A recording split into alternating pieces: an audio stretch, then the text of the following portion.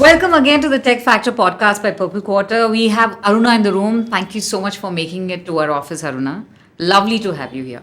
Thank you so much for having me. I'm really happy to be here. Awesome. So, just for the audience sake, and I'm sure a lot of people know you already, but I'm still going to talk about your entire span of career as well as what you did. So, you started with, you were at BITS Pilani, then you did your PhD in mathematical physics, if Yes. I'm correct. Things And that ruin your life. Yes. things that ruin your life. You were a researcher, Yeah. and then you moved on to the corporate side of the world. I think IBM, you were with Amex, and then you did two startups in between few corporates as well, Flipkart, Myntra, and again other MNCs, Target, and now Google, right? So of course Amazon as well. I missed that. So Yes, we Aruna, have Jeff there- Bezos looking at us. I don't know, help me understand. There's so many changes in how you have gone ahead and molded your career. Taking a cue from what you've done, what did you enjoy in some of these, like as a researcher, being part of a corporate, being part of the startup ecosystem? Could you talk to us about that, please? Sure. I think the summary of it is I'm basically a curious and weird person, like my t-shirt says. And when I was maybe 17, I thought that I'm going to be Richard Feynman. I read that book, Surely You're Joking, Mr. Feynman. Okay. And I mistook that anyone can do physics. And it took me a long time. I'm a dumb person. It took me about 15, 20 years working in physics, getting a theory physics PhD to figure out that, okay, not anyone can do physics. And doing physics versus learning physics is a very different thing. But I think I see my journey as one where I've learned to work with people in a way that builds something. Okay. Sometimes from scratch, sometimes it's something that you've already built, you want to scale it, or sometimes you want to change things around. How do you make bigger things happen? By staying curious and getting together with people and starting small. Is how I see my journey. And it's taught me a lot of, I think, leadership lessons along the way. Okay. Research was one where I learned how do you sort of cut through ambiguity. You have hard problems, impossible problems, problems that look like they don't make sense to anyone other than you.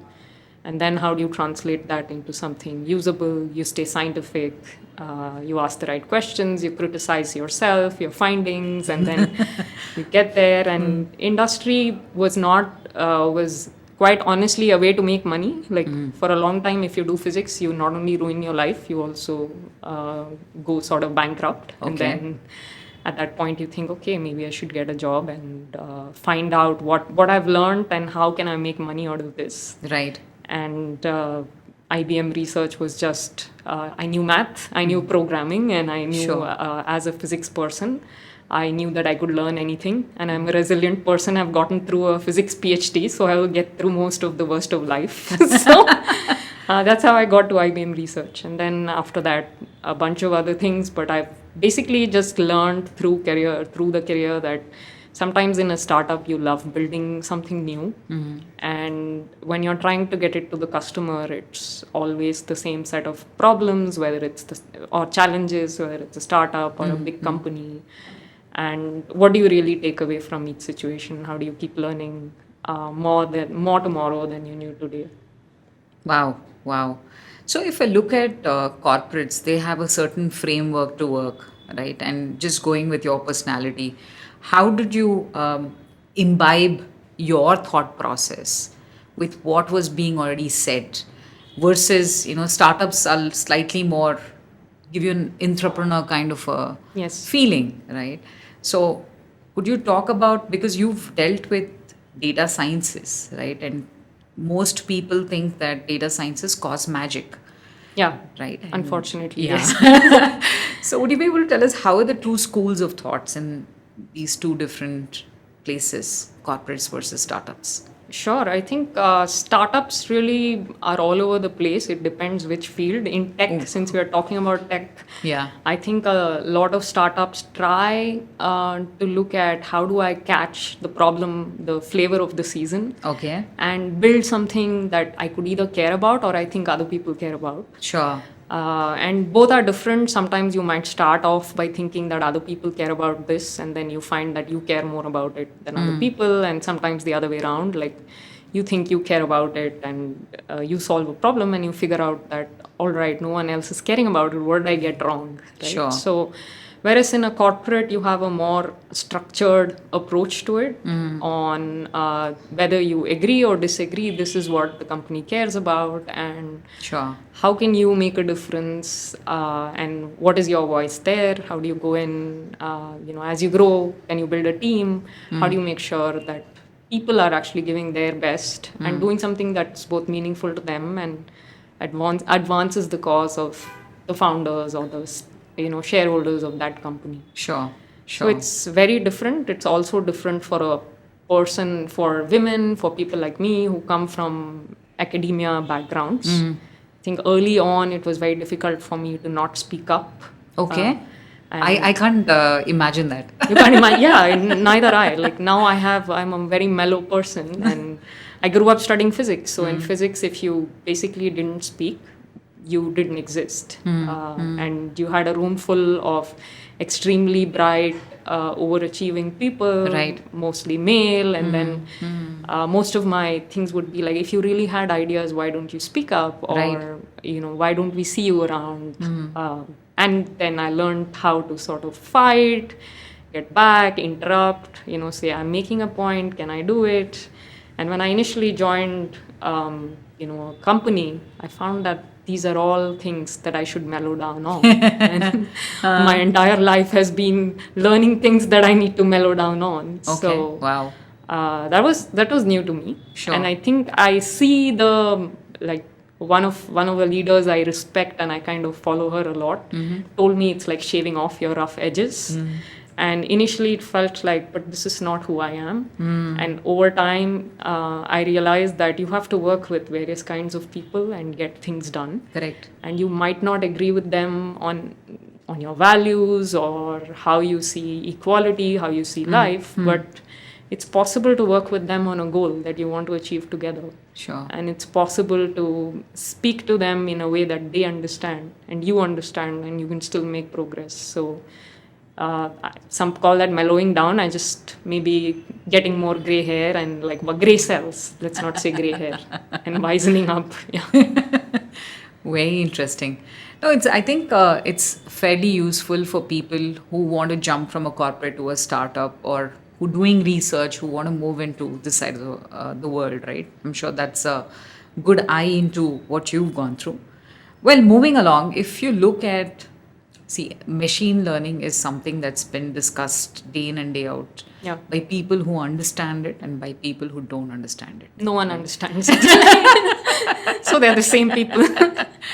So I was going to ask you, how are you looking at machine learning evolve, right? Don't want to restrict it to a location, but I'm just asking from your perspective, where do you see it right now? And from a Google standpoint, because you are now director at Google, I'm sure you're working on ML as well. So how do you see this at Google? So when people want to come and join your team, what do they have to anticipate? Got it. So Google is a very big company, even beyond my team. It started off as a search and ads company. Yeah. So a lot of it is about having information at your fingertips and the most valuable, trustworthy, relevant information for you. And a lot of what we do is, how do you organize that information, digitize it if it's not on the web, and if it's on the web, and how do you make it useful to an individual? And machine learning has actually been pretty important to that end. Right. It took me also some learning, because I come from physics, and physics, at least those days, used to be the opposite of machine learning, where you start off saying, I understand these things about the world, a reduced set of things, and I try to model the world, and then I try to predict what next, and I keep correcting my model, I keep reducing it, whereas machine learning is really saying, I understand nothing about the world, but I'll still be able to say something that I'm interested in. Like, I don't know what a cat is, I don't know what a dog is, but I just have these billions of pictures of people posting their cats every second on Insta Reels, and that's enough. I'll soon be able to, automatically generate a cat dancing. So it's a new way to think about learning and information. Right. And it's pretty key to how we are thinking about search, about organizing content, about how you use your phone. how smart should your phone be, short of annoying. So, you're actually able to use your phone to get more done without looking at it or without being distracted by it. Wow. And by being helped with it. So that's some of the stuff we do. And then Google also has a large cloud business which works with enterprises, trying to look at how do enterprises become more productive, what are things that are repetitive or learnable in their processes. And people generally think of that as boring work, but even coding is something that which we hold in high regard, but turns out you can code just as well with machine learning, which breaks your heart sometimes. Like, I know people think a lot about, will I lose my job, or am I really smart if what people think of as a dumb program is able to do just as well as me. But I look at it as I've learned a lot from machine learning. I use Bard, or the equivalent of GPT, as the world knows it, much more now. I look at that as a way to benchmark my IQ. So if I look at a problem and I first ask Bard, like, how do you do it? And if I feel like I have no new insight, then I know I have much more work to do. So I think I look at it as how effective can you be, and how can you speed up learning and productivity.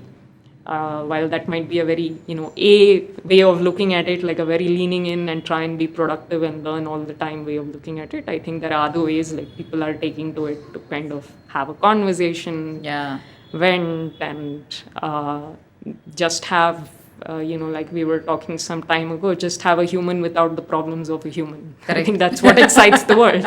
Have somebody intelligent who's not more intelligent than you, but who's not threatening as a human being is. Yes, and not judging you also. Not possibly. Judging you, Yeah. So since you brought up ChatGPT, and I'm a little, I'm going to poke you here on what I see on your LinkedIn status, right below your name. You say, I do what ChatGPT can't, and within brackets, yet, pun intended, I'm supposed. So, when you say that, what are we trying to look at? Because when it's coming from someone like Aruna, I would take that a little more seriously. If I were to put it up, nobody's going to take it seriously. So you underestimate yourself and overestimate me, which is good. No, but when you say that, what are we talking about, Aruna, from an engineering standpoint? I think from an engineering standpoint, it really is that when you're trying to solve a problem, I look at a tool like that as to what is the average wisdom out there to solve this problem. Right. And maybe it's right or wrong, I don't know. But let's say I had infinite memory and the capacity to look at everything that went on everywhere. And the only way I remember things is by... not that we understand how these models work, but at least they start with trying to look for what are the things that you should keep in mind to complete a sentence. That's really the basis of this. Like we learned back in school, the cat sat on the dash, and there were these very horrendous fill-in-the-blanks thingies. So if you think of yourself as having infinite memory and infinite books and, just learning about the world through these fill-in-the-blanks kind of mechanisms, what would you come up with? And can you do a little bit better than that? Or sometimes it's hard, and sometimes you'd be surprised that that insight is very weak, and that teaches you the value of human judgment as a leader. Like I often look at like if you want to resolve a conflict, there are so many standard ways. You read on Wikipedia, you read here and there, and say, okay, engineer 1 wants to do this, engineer 2 wants to do this, what would you do? And I look at it as an average response to that is to find a midpoint. Like maybe we take the best of you and do it and try to avoid the worst of you and you. So how can we do better than that? Because clearly that's what everybody is doing, and clearly that's what we have today in the world. So if you want to break that, you might break it wrong, you might break it right, but can you break it and find out? So that's the way I look at it. And since you have this imposing picture of Jeff Bezos in the background, which is hard to ignore. Like I was at Amazon too, and there was this LP that's pretty famous, Leadership Principle on R right a lot. And a lot of people think the opposite was like R wrong a lot, but I think it's actually like being all right a lot is sort of what you don't want to be. And I look at machine learning as one of those tools to tell you that what's all right in the world. And That is the I know. yeah, it's sort of like, yeah, if two people are fighting, what is it that you would do to resolve it? Or like, if there are two ways to take, would you take the midpoint?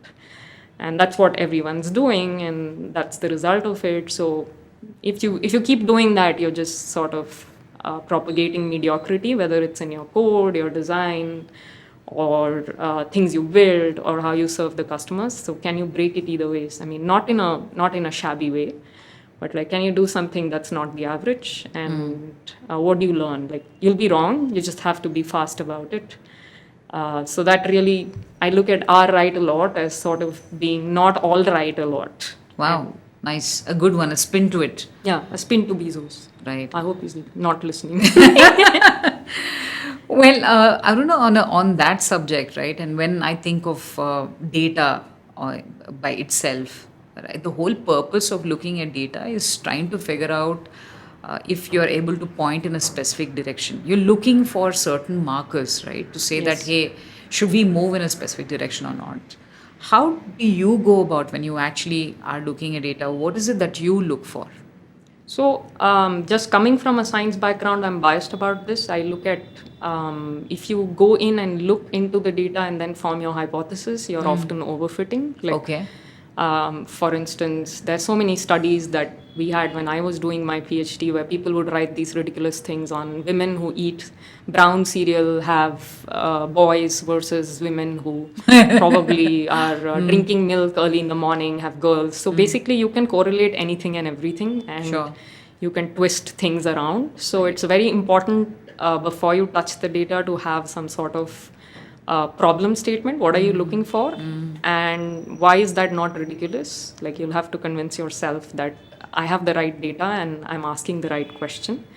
And that's where I find the scientific method useful of is this the minimum I need to answer this question and no more? And is my question having so many sub questions that I'm bound to find some yes and some no, and I'll just cherry pick the yes. And if you ask things like what makes women have boys versus girls if they are birthing, then and you trace their entire life history, I'm sure you will find something or the other that correlates with two options. So Right. I look at data as being responsible. What's the minimum you really need to answer So you look for a question? predictability. Yeah. Yeah. And reproducibility. Like, Right. whatever you are able to say should be something that others are able to prove out. Got it. So the other part that I wanted to check with you is there's a lot of, since we spoke about ML, there's also a lot of talk about LLM. Yes. And a lot of startups talking about LLM. Yeah. So I wanted your take on how do you think LLM can be put to the best use? I don't want you to pick on a specific startup, but what do you think that, Yeah. I mean, this is also a mindset shift for me. As I've gone from research to corporate, I used to always start problem first. And now I've learned how to look at technology first and go after problems. Okay. So I'm just making the connection to your first question and realizing that even this is new to me, these learning about these questions and thinking about it this way. Right.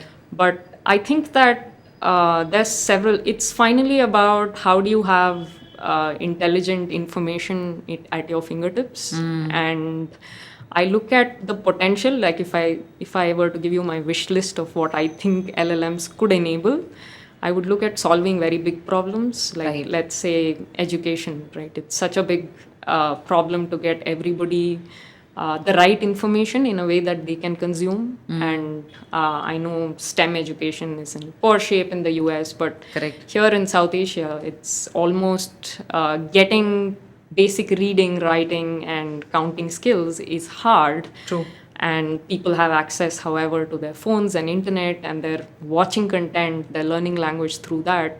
Can we speed it up? Can we help make people more curious? Can we give them information in the right ways that help them learn things, get more curious and keep learning? So that's something I feel like LLMs have the possibility of doing. I Right. see a lot of kids subscribe to these GPTs and Bard just to be able to do their homework. So I'm Correct. hoping that beyond their homework, they were also able to get curious and, beyond copying their homework from Bard, they were able to get curious, learn something they wouldn't have thought of otherwise. So I think of that as a big use case. In general, if I take the language part out and look at it as learning how to complete sequences and learning about data in a sequential form, I think it has great potential for medicine, for also for, I know it's a fancy thing to say, but I truly mean climate change. Okay. In the sense of there's like now there's understanding that just cutting your emissions is not going to Yes. get us carbon Yes. Yeah. neutral, right? Correct. You might just be neutral in your operations, but you have several gigatons of carbon to remove from Not the sustainable. atmosphere. Yeah. True. So you really need new ways of trapping carbon, and that's pretty much new material science. And the way we used to approach material science in physics was you start from what's out there, start from the periodic table, and think about what you can make. And now you have technology that can dream up sequences, dream up new materials, and it's maybe cheaper to run on a GPU and find out what happens if I make a synthetic material like this. Am I able to remove carbon? Right. And similarly, drugs, like you have so many new variants of COVID, and COVID-like things keep coming. So Correct. are we able to get ahead of the game? Are we able to say what's the next new RNA sequence we should watch out for? I mean, these are hard problems. I'm not saying that we have everything now to solve them. But if I look at sequence to sequence sort of learning, then these I would say are like the biggest problems I would hope LLMs can solve. Wow. So LLM is being used very loosely. Yes. That's the point that you made it in a very beautiful manner, but I'm just going to summarize it that way. Because I think the deep tech problems that you're talking about as well, Aruna, takes a longer period of time, and it requires a lot more appetite Yes. for people to actually work on that problem, let Yes. alone solve it. Right? I think that's where the appetite isn't there. But for people who are listening to this podcast, the ones who are interested, I'm sure they can reach out to you in case they're looking at venturing into some of these startups. Yeah, so we'll leave your handles there for them to reach out to you. I hope you wouldn't mind that. Yeah, definitely happy to talk to anyone. Awesome. So we spoke about LLM, right? Let's also talk about, you've written a lot of articles around self-critical MLM. Yeah. And also I think you've spoken about image generation, specifically for advertising, of course, because MLM, and fashion, right? Yeah. With the Gen AI coming up, Yeah. right? How do you see all of this kind of changing? Yeah, so fashion was interesting. I was working at Myntra, and our CEO was very keen that we have a way of generating fashion that's maybe helps humans generate better fashion. So it was, in a sense, it was just a project to see how creative can you get with machine learning. At that time, you were able to generate faces of people that didn't exist. Microsoft put out those papers, and then it was like, well, are you able to generate clothes that don't exist? Right. So in a weak sense, the clothes we generated didn't exist, but were they the most thrilling clothes? One can't say. One can't say. I Okay. mean, yeah, I'm not a fashion expert, clearly, but I definitely couldn't tell. But it was one scientific curiosity on what is the process of design? Can it be made more efficient? Right. And from a business standpoint, it was that how do you make quirky things in fashion? How can you understand fashion through images, right? And was it also about speed, Aruna? It was about speed from a business standpoint. Like, Sure. maybe I can iterate through 500 million designs without having a designer actually look at their tools and think about something and make. Now, I'm not trying to say we should replace them. They have much more smarts. They're better than the average we have at ML. And therefore, if I were doing design, I would very much try and beat ChatGPT at it or like Bard at it. But it was really about speeding it up from a business standpoint. But from a design standpoint, it was that, can I get inspired? Like, can you put together textures and patterns that I might have had to have, had a life experience to be inspired by, but now I'm just looking at it and getting inspired. So that was another. And then from a science standpoint, we were just curious on how can you actually make a good looking t-shirt that's ready to ship to a cloth maker and to someone who's going to put that together physically without any other specifications in the loop, and how well can you learn that? So Wow. that Wow. was the experiment, and I think that obviously I don't think anyone, there was also Zalando at that time that was, and I'd written initial papers on that. A lot of people have sort of tried that, IBM has tried that, but I think it informed us on what ML doesn't do, what designers do, and what is the margin you're talking about when you're making a designer more productive. How do people buy fashion? Like, fashion is not just the image that you see. I learned a lot about fashion when I was at Intra Intra. on it's how you wear it, and the set of things that you wear together that are supposed to subvert a notion or sometimes subscribe to a notion. You want to fit in or you want to stand out, and those kinds of things are not things that we understand or know how to make. And so it was informative as to how does fashion sell.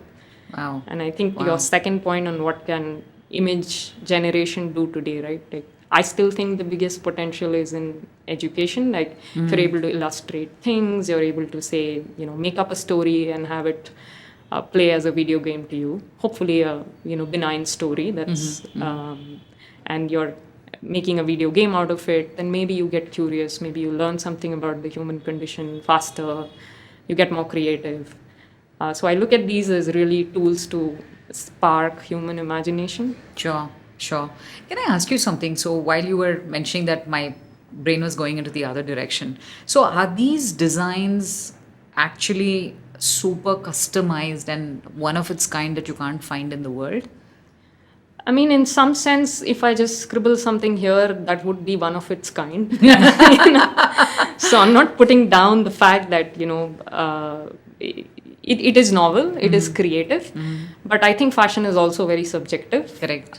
So we often came up with things that would be sometimes a half color here and another half color here. Now there Sure. are ways to do it in aesthetically pleasing ways. Correct. And there are ways that it just looks like something I scribbled. And then I also want to be mindful that sometimes I look at art and I think that's just scribble, but it conveys something deep to someone else. Right. And fashion is similar. I think it's hard to say it can be automated. I don't even think that's the right sort of statement to go in with, because again, it takes a celebrity wearing something, someone wearing something, whether they are a celebrity or not, expressing themselves in a way that you think, hey, that piece of attire is cool, even though it's asymmetric, or there was this fad of wearing sneakers with salwar kameez or sari. Okay. That caught on like maybe 15 years ago. And it's not that it was novel, it was just that the way that it was used and in the circumstances that it was used, that Sure. it stood out to people as, wow, I want to make that statement. Right. Versus, just innocuously wearing it and going for a walk or something Right, like that, right. where people thought of that as dowdy. Sure. So now you're saying, okay, dowdy is the new cool. Right. So these are the things that we could learn very fast. Like, how do you make things that subvert an image? How do you make it? And then you do need human judgment to say, can I make this cool or is it just dowdy? Interesting. Have you worked on the advertising space as well for the? Yes. I mean, yeah, all of Google Is does that- look yeah, at advertising. yeah. So also looked at advertising in other places. But AI, for example, is able to generate ads on the fly. You're able to compose ads on the fly. I think it's important to understand two things. One is we've already proven that this can be done. People are using it at scale to generate things that, most of the ads you see when you open up your favorite app are not particularly human designed. They're put together. It's impossible for several billion people looking, several thousands of time a day. No one's actually sitting and making those ads in a way. Like, they're getting composed together. Some of them might be getting generated. Right? Wow. I think the more interesting piece of this is like there's so many ways that you can go wrong with it, and that you can exploit it to actually steal information or to violate user safety. So I think I am, and my teams are, and in particular Google is very worried about generative machine learning. How can you invade user privacy? How can you steal things? How can you pretend to be something you're not? And how do you incept malware into a system? Like, I can pretty much get GPT to code me a bug or Bard to code me a bug that I can put somewhere. So we don't want Bard to be used that way, for example. Sure. So how do you put those things in? How do you detect when those things are happening? You would have seen the recent Apple launch, and there'll be many more launches from Google as well. There was a Pixel launch recently. We're talking about having Apple spoke about having your voicemail actually auto-generated with just faking your voice with ML, right? So there are so many ways that could go wrong, not from a phone perspective, but there could be someone pretending to be someone you cared about and asking for help. There could be people asking you for money, or someone pretending to be you. So how do you prevent these? How do you actually beat ML in saying that this came machine generated versus this is Rupa that I'm talking to? Correct. And Correct. Zuckerberg just had his metaverse of so how do you know that's him, versus generated image of him? I think all of that is also machine learning. Sure. Strangely, you try to beat it with it. So that's also things we're interested in. Right. Tell us the interesting stuff that you and your team have been up to, so that people who want to come and join you, Aruna, would also get a gist of what would they be looking at solving. Yeah, so I think first, Google is very vast. I work on the Android side of Google, where we look at how do you make phones safe, phones usable. We had a Pixel launch recently, and things that we work on are how do you make the phone smarter, and how do you make it do things that are useful to you. Aren't they smart enough already? Sorry. But I've heard both things. Like some people say they're a bit too over smart, and I identify that I'm from that generation. And some people say that this just dumb. Like all it does is I have to go physically search for an app, and I'm launching Uber, and I'm trying to call you, and I'm getting off my Uber, and it's annoying that I have to cancel that app, and I know that I'm coming here, so. Contextually, my phone should know I came for you and place a call and ask you. Right. Some of these things I found initially like, oh God, this is creepy. But then over time, I've understood that there's certain things that people desire that make them much more productive. Sure. And certain things that irritate and annoy them. How do you minimize the sort of irritation, annoyance? How do you minimize fraud? I read a lot about, and Google cares a lot about this, so I'm speaking about it, and our team is working on it, on fraud in the financial space. And there's a whole lot of call centers that are calling you, that are managing to steal OTPs from your phone, managing to steal your financial credentials from your phone. And sometimes you're social engineered into it, but other times you've installed applications that you didn't know are going to take all your data away. So how can we make the fact that you now trust your phone with almost your ID, your banking is on your phone. True. Health might get to your phone. So it's pretty much a copy of you. And how do we keep that safe from intrusion? How do we keep that safe from misuse while also keeping it open? So there should be people that are able to develop apps on the phone that are useful to you. And at the same time, you should know what they're doing.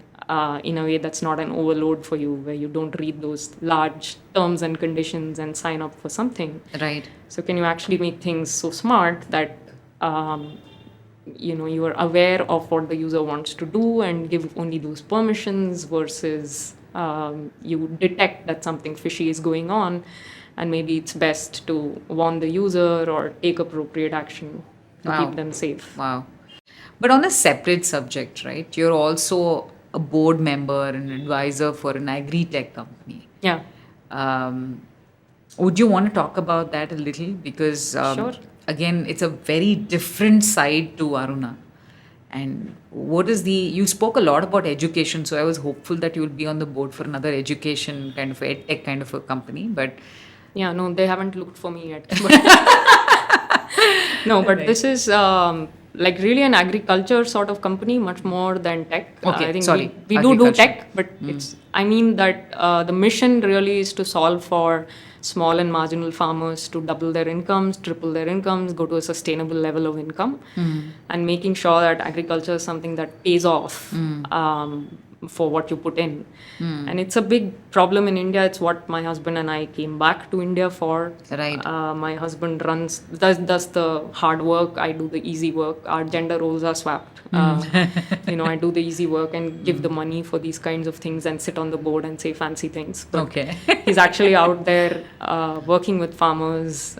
The organization is called Magasool. Basically, it's working in Tamil Nadu, Karnataka, Kaveri belt, trying to look at what would it take for a farmer to... What does Magasool mean? Magasool means yield in Tamil. Sorry, yield, is it? Yeah. Okay. Crop yield. Okay, Yeah. got it. Sorry, Yeah. go on. And it looks at how do you use the right kind of techniques. Some are tech, some are non-tech, that are able to increase your yield. How do you make the right connections to the market? We're also starting to look at how do you interact with farmers in vernacular. That's the sort of tech ML side of things. On if you have a question, like we have so many extension services. I grew up watching this Krishi Vigyan kind of thing, and people are curious. We keep building tech on how do we reach out to farmers. They might have questions on pests. They might have questions on, I have blight on my crop, what do I do? Or I'm expecting flood, or I want to apply for insurance or this government scheme. Right. And right now, a government cannot scale to handle every farmer. And how do you scale with people who have the right intention, who want to help, and technology? How do you make sure you're getting all this information to them in a way that they understand and consume?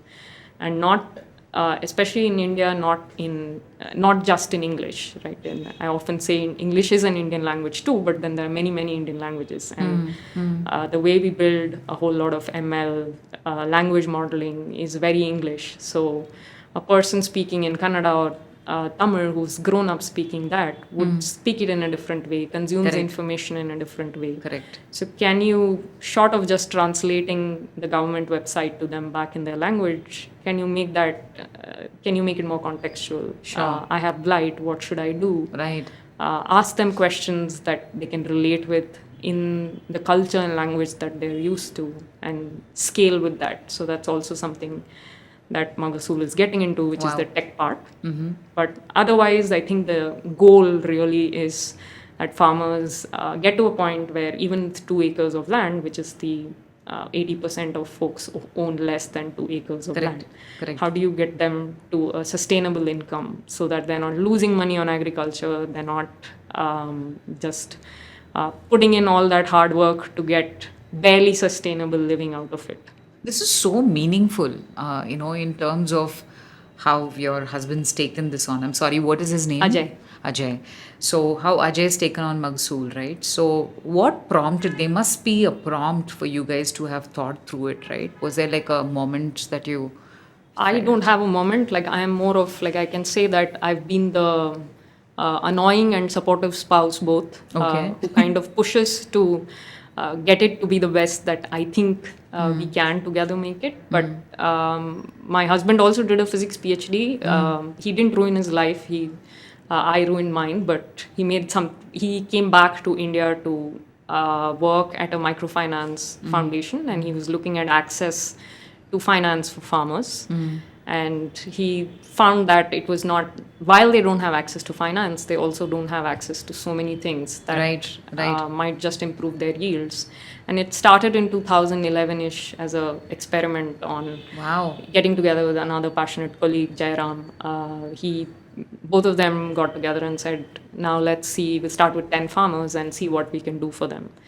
And it's been a long journey since then. They now work with about 3,000 farmers. 3,000? Yeah. Wow. And farming households. So, by Google scale, it's, we talk billions and millions in tech. But the thing I'm proud of is that in social change, you actually start small. Correct. And small is actually beautiful. Right. Thinking too large and making a problem too generic so that it solves the bare minimum or like almost nothing for a large population is not the best way to start in social change. You start small and make the most that you can for the least number of people and then scale is really, don't dilute what you do, but reach more and more people. So I'm sure there's a ripple effect as well, right? The more number of 3,000 farmers, they'll go talk to other farmers and Yes. So I think we have more demand than we can serve. Okay. In the sense of helping. There are at least 10,000 to 20,000 folks who want to sign up, want to do things. Wow. It's harder to scale when you have physical constraints and when you're working in agriculture. Right. Versus tech. So that's also a limiting factor. You need a lot more infra, you need a lot more people, you need a lot more. We are looking at like drone-based pesticides. You need a lot more investment per unit productivity. Yeah. Just to get pesticides sprayed, you need a huge ton of money just put in. Versus, the product or platform way of building in software where you're writing a piece of code that you hope will scale and you're sure what it does. And so every time you expand to a new market, you're doing much lesser than you did before.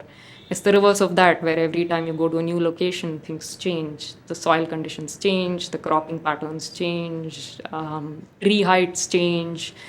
Small things like that make a big difference to what you are going to do. So it takes that much more investment for every unit farmer that you onboard. So it's interesting. For me, it is a way to go deep and make impact. It's quite complex. It's not as simple as it sounds, right? It's very complicated, and I think the organizations also worked very closely with farmers and looked at a lot of social issues because these are all intertwined. It's a way of life. Correct. To farm and to live a certain way, and what ails people, why aren't they productive. There are also social issues. There are women farmers. People think of farmers as male, but women farmers that inherit land, what sort of land rights do they have? Who actually is tilling their land? Is it the husband? Is it the brother? Do they have rights? What is their say? How would they like productivity? How would they like to invest that money? So there's a lot of that. There's a lot of alcoholism and people not being able to work because of that, women getting beaten up, abused because of that. So being involved with these problems came as part of it. So in a sense, you get involved in people's lives much more, and you do your best to make sure that you're making a good difference, but you get to learn that life is so complicated. There are so many things that go into being productive and being alive and doubling your income. It's very different. In economics, you get a picture of, you need to hit that target. There you go, double that, the curve goes up. But life is much more complicated. Absolutely, it is. So are you working with government bodies, or are you looking for funds for Magasool? How is this panning out for you all? We do work with government bodies, but mostly on policy and pushing. Like, for example, crop insurance is something that Magasool has worked with government bodies for. On every 100, 200 meters or so, your climate changes. You might have hail here, but the plot right next to you will not have hail. Right. So if I don't get insurance because my area is not in the in the broad pin code category of what should, then I lose money. I've lost crops. So how do you push for insurance to come down at the plot level? What's the right level? How do you get extension services that the government wants to give out to farmers? Tamil Nadu government had soil testing schemes, but how do you get a farmer to want to test their soil? They have to get some return out of it. It has to be not a hassle for them. I mean, we are hassled by spending 10 minutes on an Uber app. They're going to be extremely hassled by a soil test, though it looks to the rest of us like, hey, you're giving a freebie, but to them it's like, I have to do this whole bunch of work, and you're going to give me a PDF with 500 pages, and I don't want to read that. Like, who's going to read that, right? So who are those people that actually make sense of that result for them, make it viable, cost effective for them to take the next step, not like trying to change their life and say, hey, go completely organic, just stop doing what you're doing. And then they look at you like, you probably don't know what you're talking about. And that's, how do you go small? That's something that we work with governments on. Funding is important. Like, I am the funder quite a lot, and that gives me some meaning to work. Not that I only work to spend on Magasool, but it gives me that incentive to also be competitive and pretty much participating in the free market. And we have donors that put in money. Magasool is also working with several CSR bodies. So Sure. I think they're always open to talking to the right institutional donors who are and investors, because there Sure. are things that are on an investment basis when it comes down to selling selling produce, and Right. then there are things that are outreach and improving lives that are on a trust. So depending on what an organization wants, I think what Magasool is particular about is that the farmer comes first and make sure that they're benefiting, and we're not giving them something that we think is good for them but they don't agree. And institutional donors who sort of agree with that philosophy and want to come along are they're always open for that. Sure. Sure. Good luck to Magasool, and hopefully that when people listen to what you guys are building, they invest in Magasool as well. Yeah. Yeah. So moving along, Aruna, there's one point that we had discussed even over a call and gently today. Yeah. Is about, you also mentioned it during this podcast about shifting of genders. Yes. And have you seen you doing that at work where you're shifting of genders? Because you use that with Magasool, Yeah. right? Have you managed to look at breaking, I don't want to call it the ceiling, Yeah. because I don't know what to call it, in all honesty, but we discussed this piece as well. Yes, And yes. we spoke about, if I remember, this was the bro culture, Yes, the tech bro culture. tech bro culture, Yeah. right? So what do you think of it? Because you spent a long stint in multiple companies. Yeah. What is your view? So I think it would be wrong for anyone to say it doesn't exist. It exists. It exists everywhere, and tech is the most visible face of it, because most of the founders people look up to, most of the large companies, the richest companies are in tech at this point in time, this Correct. decade. So I think tech gets somewhat of the limelight, but I think a gender bias is there everywhere. It's part of society, it's part of companies. The ceiling is not something that women need to break. I think that ceiling is sort of fake, and companies need to break that, and right-minded organizations have to break that, because why would you want to have a situation where half of humanity is rare in your around you, right? Right? That's to me, it's really surprising that we call half of humanity diversity. I mean, that's a shame in itself, right? Like, for you to be able to say that we are a company that embraces diversity, you're basically embracing half of humanity most of the time. There are other classes of people that are not privileged, and I think it comes down to recognizing your privilege and recognizing that even if I'm female, I have certain privilege in India, and how do we make sure that people who have a different journey from us, they're part of it too, because they make it better.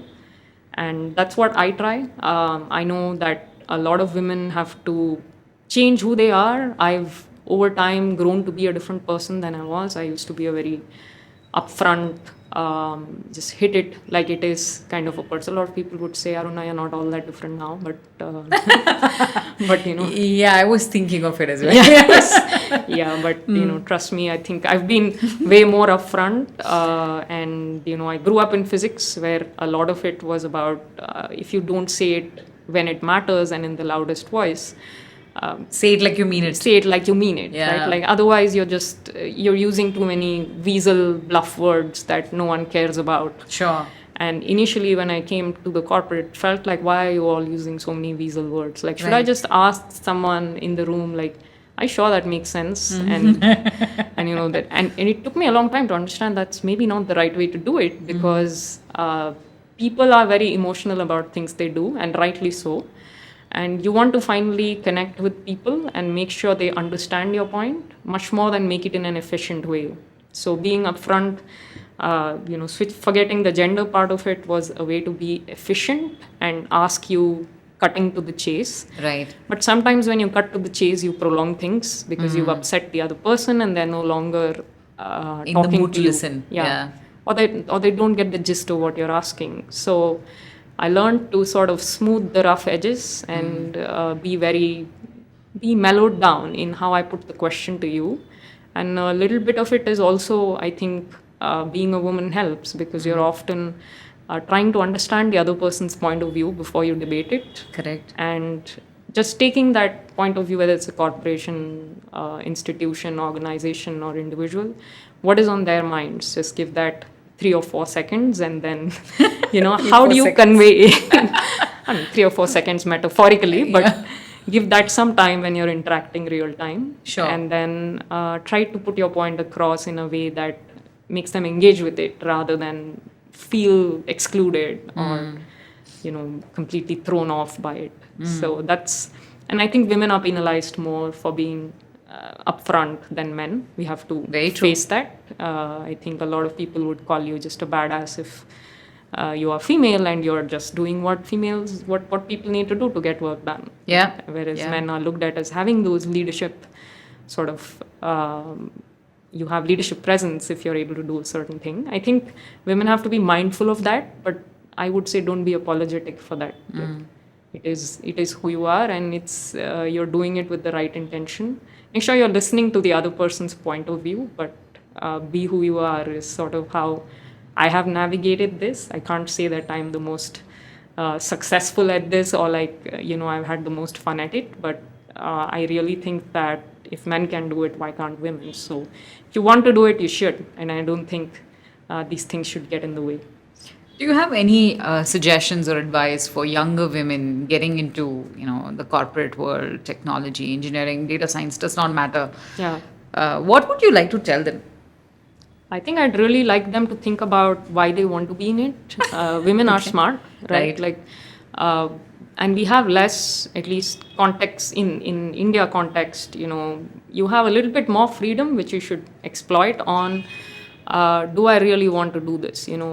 I feel bad there's a bad side of patriarchy for men where they feel a lot more peer pressure to do what people around them are doing. Correct. So I would literally look at, you have a whole lot of disadvantages, but you have this little bit, if you do in your circumstances, of thinking about why do I want to do this and making that choice meaningful, whatever it is for you. If it's learning more, working with great people, making money is a very valid aim. People should have it. And there are many ways to make money. So make sure that you're making money if you want to do in tech while enjoying something about it. And if you want to do it, I would say that you shouldn't be worried about who you are and make those changes as they go. Don't worry about mellowing down and stuff like that. A whole bunch. Time does and age does, and real people do. Non-machine generated people, the more you interact with them, the more you mellow down or you learn better empathy. So get in there, throw yourselves out there, and I'm sure you will be, to my earlier point, not all right, but quite a bit more right towards the end, because you're not going to be taking those conventional choices. Most women that come in and stick it out take unconventional roles, and that's why I find that most of the leaders I admire are women, not because I don't admire men, but because you take that much more of a weird path to get there, and that teaches the world so much more. Sure. So do that. We need more of that. Right. Would you have any other last words before we wrap up the show? Last words are always hard. No, I haven't thought about a political slogan that I want to put out, but I had a lot of fun chatting. Yeah, so did I. Yeah, so it's good to be here. Thank you so much, Aruna. It was lovely catching up with you as well, and we learned a lot on the show, and I'm sure the audiences will get in touch with you over the social handles that we put up. Thank you so much once again. Thank you for having me. All right. Thank you. Thank you.